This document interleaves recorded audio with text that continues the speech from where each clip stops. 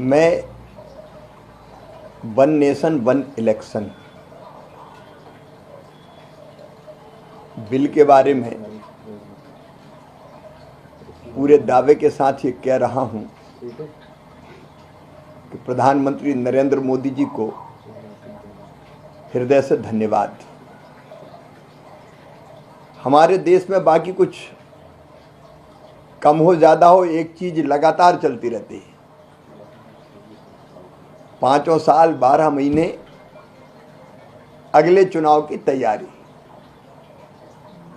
अभी आप देखिए, नवंबर में मध्य प्रदेश के, छत्तीसगढ़ के, राजस्थान के विधानसभा के चुनाव हुए।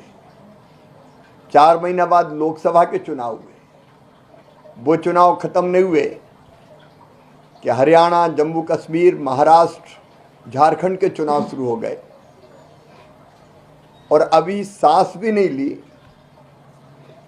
कि दिल्ली में उम्मीदवारों की घोषणा हो रही है, बिहार के चुनाव की तैयारियां हो रही है।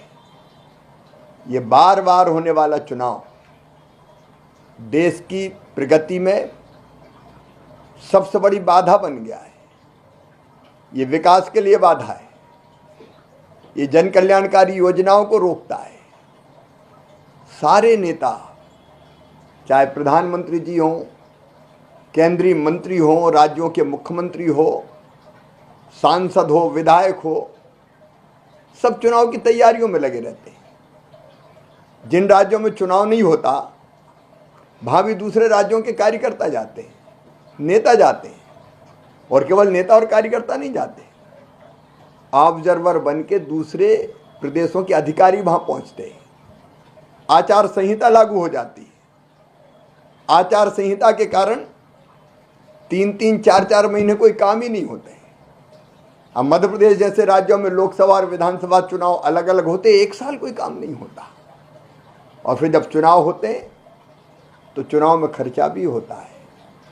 केवल चुनाव आयोग के माध्यम से चुनाव को संचालित करने का खर्चा नहीं होता, राजनीतिक दल भी, उम्मीदवार भी पैसा खर्च करते हैं और बाकी सारी योजना रुक जाती है। फिर अगर लॉन्ग टर्म कोई पॉलिसी बनाना हो, बड़े फैसले लेना हो, तो कई बार पार्टियां इसलिए डरती है कि फलाने राज्य में चुनाव है, कहीं चुनाव में नुकसान ना हो जाए।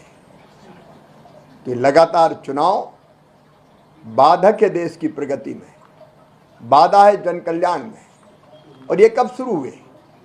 1967 तक सारे चुनाव एक साथ होते थे। ये पाप भी किया तो कांग्रेस ने किया। चुनी हुई सरकारें भंग कर दो और अलग अलग चुनाव होने दो।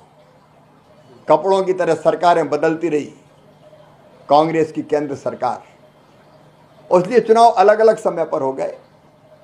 आज वास्तव में समय आ गया और जनता भी ये चाहती है कि 5 साल में एक बार लोकसभा और विधानसभा के चुनाव एक साथ हो, ताकि 4.5 साल सभी राजनीतिक दल, जिसकी जहां सरकार हो राज्यों में अलग अलग, और केंद्र सरकार देश के विकास के लिए और जनता के कल्याण के लिए काम करती रहे।